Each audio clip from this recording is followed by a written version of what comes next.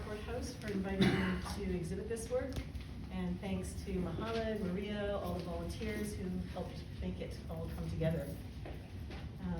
My work is, as Jacek said, about the inner and outer worlds that we inhabit and how we situate ourselves in them, how we navigate them.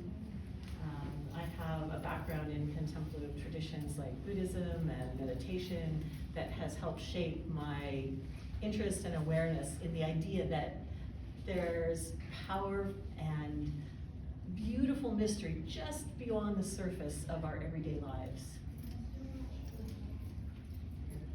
Mappae Mundi, as Jacek suggested, it comes from the Latin for map or chart and world. They were medieval drawings whose purpose was to describe the universe as it was understood at that time. The early Mappae Mundi, came out of scripture. So they would have heaven here and Eden there and earth over here. And over time, they started to include more geographical elements, but they still incorporated myth and legend, dreams and nightmares, things like the personification of the four winds coming from the four corners of the earth, and images of strange creatures and exotic human tribes that supposedly lived in faraway lands. And to me, they're really interesting because unlike modern maps, they speak explicitly and simultaneously about both the physical and the non-physical realms, which is what I'm interested in.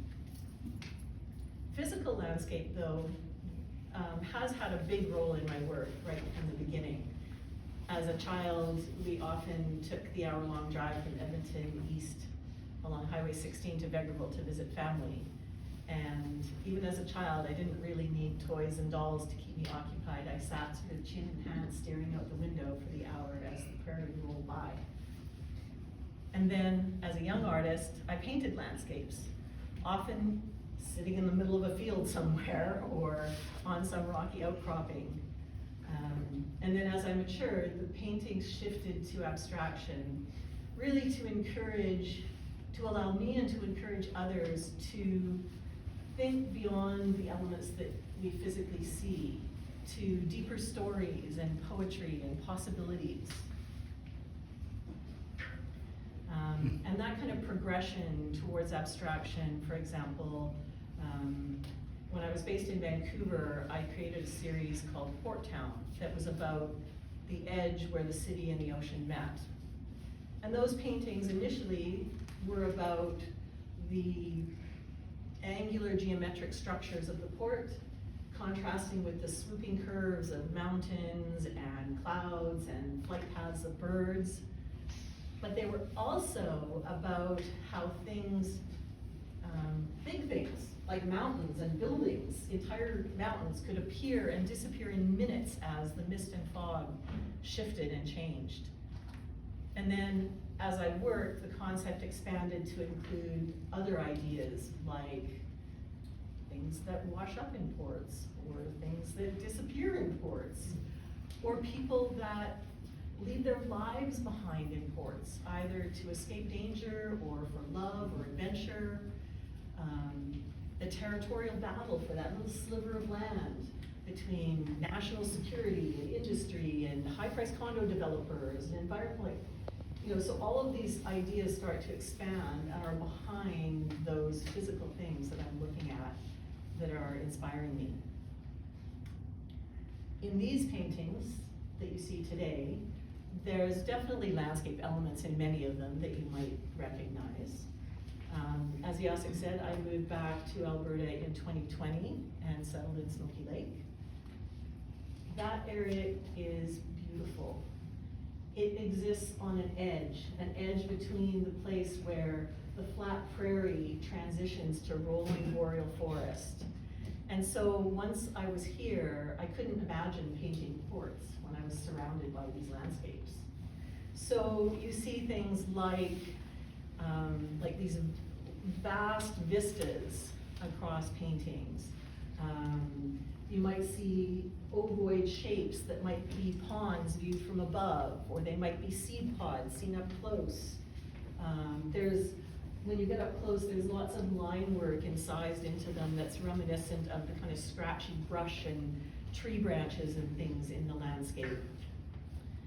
And then the colors, the colors definitely, the deep blues of summer lakes and nighttime skies, the ochres and buffs of grain fields, the palest blues and lavenders of ice and shadows on snow, and the glowing gold of stubble hit by like late afternoon, low slanting sunlight. These are all part of these paintings. So they are prairie paintings in a way, but with a much more mature artistic voice than the plein air paintings I did as a younger artist. I think maybe some of the early paintings in this series maybe have slightly more overt landscape references. It'll be interesting to talk with you as the evening goes on to see what you see in them. But then my ideas started to expand to include more of the context of philosophical ideas like duality and history and forces colliding and staying grounded and centered. Things like that are part of these paintings as well. You'll notice that several of the paintings are created across more than one panel, and this is completely intentional. In some cases, like the piece behind the bar there, inner and outer landscapes, the fact that it's two panels helps convey the idea behind the painting, which in that case is duality, so two panels contrasting and working back and forth with each other. In other cases, using multiple panels lets me create the idea of multiple perspectives that happen all at the same time. So each panel is somewhat complete in its own right, but then the panels they're in conversation with each other, I guess you could say. You might also see that some of the paintings have bumps that stick outside of the square or the rectangle. I guess in some ways you could say that's a way of expressing the fact that we don't all fit in nice, neat little boxes. But in terms of the paintings themselves, formally, those extensions create a visual tension in the composition that helps convey the feelings that I'm trying to express. And I kind of like the sort of elbows up feistiness that they suggest. All of this work was done between the beginning of April last year and middle of January. But there are things in them that have carried across series over the years. I tend to work in really long thematic arcs, coming back to ideas and forms over and over again, sometimes over many years. So the series might look different on the surface. Some of them, like these, are fairly lush. Others have a more minimal expression. But the work itself is really pretty much about the same stuff, always. It's about the landscape. It's about the physical and unseen worlds. It's about the mystery and the mythological stories we tell about those worlds and how we navigate them. So even though it might look a little bit different on the surface, there's a real continuity there, I feel, in my work. There are also visual elements in the paintings that carry across, many years that are part of my vocabulary, I guess. One of those is this notion of like a high horizon line, which sets up a kind of structure and a specific kind of proportion in the pieces. The use of multiple perspectives that I spoke about, the idea of aerial and a kind of human looking out viewpoint, the idea of a vista and a close-up view. And then there's other things like sort of organic mark making, line making that's really unique to me.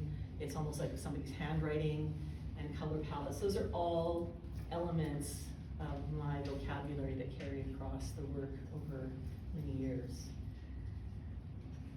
So in conclusion, if there's one thing I would like and hope people take away from looking at my work, It's to recognize that there is more to our life than our everyday experiences.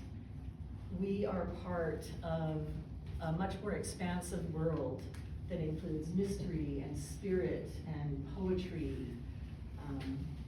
And I really believe that seeing ourselves, recognizing ourselves in that bigger world is important, that it's good for our soul. Because I believe it creates space.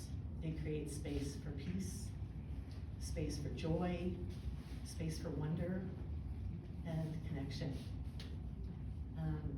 I thank you all for being here tonight. I'm happy to answer questions if there's a couple minutes now or over the course of the evening. So if you're interested in the work or any questions, let's talk. Thank you very much.